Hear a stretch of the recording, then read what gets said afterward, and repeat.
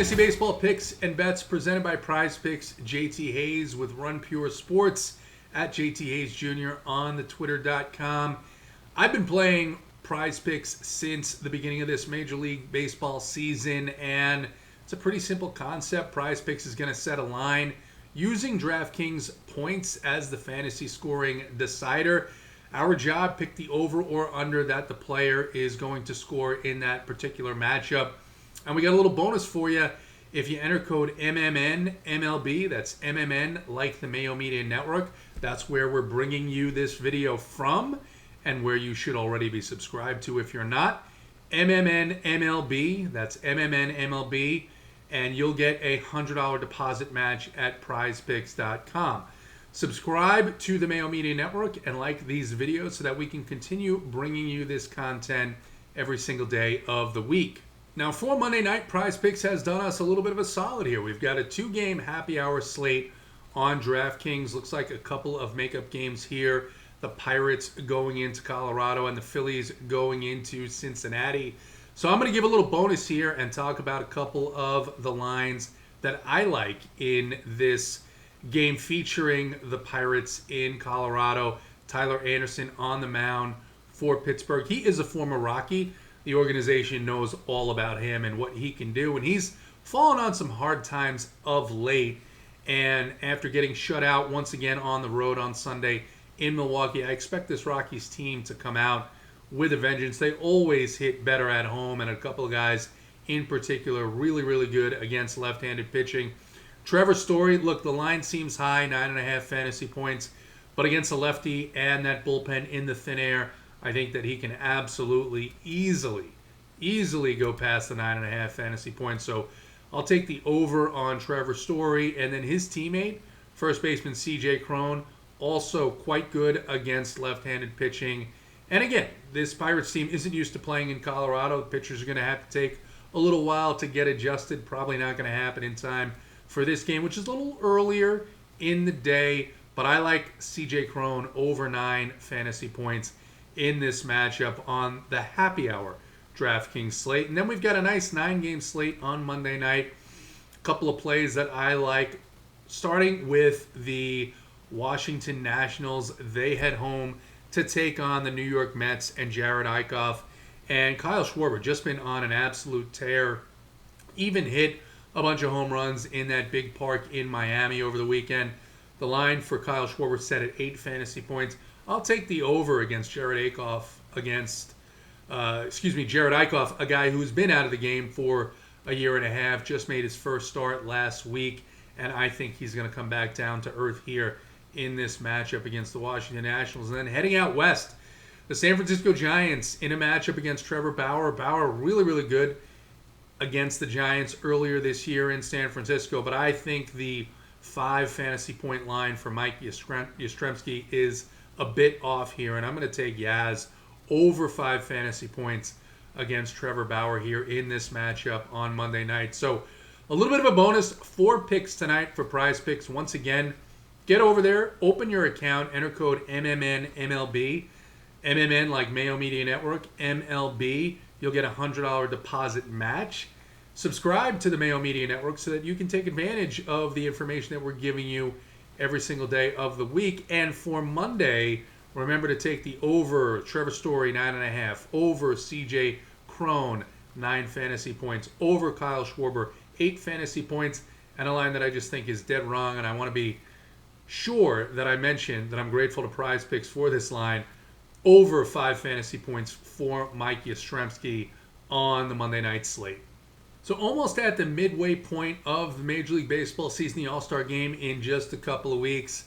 And this is when things start getting good, when we can start paying attention to pennant races, when we start seeing a lot more offense, whether that's because of changes in the game or just because of the hot weather all across the United States. A lot of interesting things going on this week. And let's start in Boston. The Red Sox take out the Yankees. A sweep of a 3-game series. In that series, they dominate, really, for the most part. Domingo Germán, Jordan Montgomery, and then Garrett Cole on Sunday afternoon.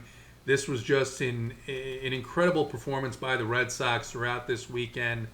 And I think this is going to be a really interesting division to watch between the Sox, the Blue Jays, and the Tampa Bay Rays. All apologies to Yankees fans. This team seems like they're in a little bit of a free fall right now and will need a little bit of help to get it going in the second half of the season. But really good weekend in Boston for the Sox fans. Diamondbacks finally grab a road win in San Diego. Bad news there. Dinelson Lamet, who's already had one Tommy John surgery, looks like he's going to be on the disabled list, injured list, excuse me, for a little bit. Looks like he went out with an arm injury, and you hate to see that for a guy with such tremendous talent. And then, look, I've talked about it on these videos on Sunday night. I'm sure others have as well in this space. It's been one of the biggest stories over the last couple of weeks in Major League Baseball, the reduction of the sticky substances. Obviously, Hector Santiago, the first player to be ejected for suspicion of using those substances since the rule change went into effect last week on Sunday afternoon. But look, the sticky icky, or the lack of the sticky icky, not affecting everybody. Some really dominant pitching performances over the course of this weekend. Beginning on Sunday night, Clayton Kershaw absolutely dominated the Chicago Cubs. 8 innings pitched, 13 strikeouts the last I saw. Not sure if he went and got that complete game because I'm recording as that game is finishing. Zach Wheeler dominated the New York Mets in Citi Field. Outstanding performance by him. Kyle Gibson on Saturday. Incredible performance against the Kansas City Royals. Nathan Eovaldi in that Red Sox series against the New York Yankees. Impressive performance there. Julio Urias, again in that Chicago Cub Los Angeles Dodgers series. Great performance on Saturday night against the Cubs. And the rookie, the youngster, Zach Thompson on Saturday against the Washington Nationals. So clearly, it's probably at this point for a lot of these seasoned pitchers more of a mental thing, missing maybe that security blanket, having a little bit less confidence in some of their stuff. Since they don't have what they're normally used to help them grip the ball, I think most of these guys are going to overcome that. We'll see if they do. We'll see if they don't. But obviously not affecting everyone so far, just a week into the new rules. As I mentioned, DraftKings, a nice 2-game happy hour slate and then a 9-game Monday night slate. Got a couple of pitchers and a couple of stacks I like, and I will start in Milwaukee with the Brewers, who have been playing pretty decent baseball as of late. I like their matchup quite a bit on Monday night. Freddie Peralta against the Chicago Cubs. Peralta 10.5K on DraftKings. The Cubs over the last few weeks not been very, very good at hitting the baseball, particularly against right-handed pitching. They show up with a 33% strikeout rate. As I mentioned, they played in the Sunday night game, and then they're going to travel throughout the night into Milwaukee. And Freddie Peralta himself has a 36% strikeout rate on the year. I like him a lot in this matchup. I think he's probably my favorite spend-up pitcher here on the 9-gamer on Monday night. Freddie Peralta against the Cubs at 10.5. I think that's a price that's fair for his talent and fair for this matchup at this point in the season, the way this Chicago Cubs team is hitting of late. If we want to spend down a little bit, I think there's options here to spend up at both pitchers on this slate. Again, Monday night slate, a lot of these teams have traveled. I think we can expect a little bit less offense on this slate than we might normally see. So I think it's perfectly fine to go up and try and pair Peralta with a Lucas Giolito. I don't know that I'd try and pair him with a Trevor Bauer. I think that might take away too much of our opportunity cost for offense here. But if we wanted to pay down, I think there's a risky play that a lot of guys are going to overlook because he really hasn't been all that good lately, and that's Garrett Richards of the Boston Red Sox. They do not travel, but they take on the Kansas City Royals, who do travel up from Texas to take them on in Fenway Park on Monday night. Garrett Richards, just 6.9K on DraftKings. And look, while I say Garrett Richards hasn't been very good, his major issues come from batters at the left side of the plate, of which the Kansas City Royals don't really have a lot. You've got Ryan O'Hearn, maybe you've got Nicky Lopez, but with Adalberto Mondesi on the injured list, well, there's just not a lot there that is concerning to me. And the Royals over the last couple of weeks have been pretty cold.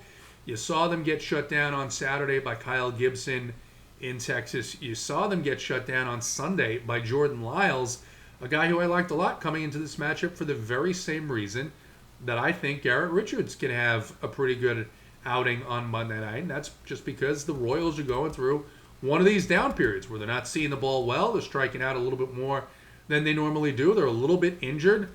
And I'm really not concerned about this matchup at all for Garrett Richards. I think it's obviously a risk for a guy who hasn't pitched well, but I think it's 6.9 on DraftKings. I think he can put up enough of a score to get you in contention to take down tournaments with the right mix of offense, which we're going to talk about in just a second.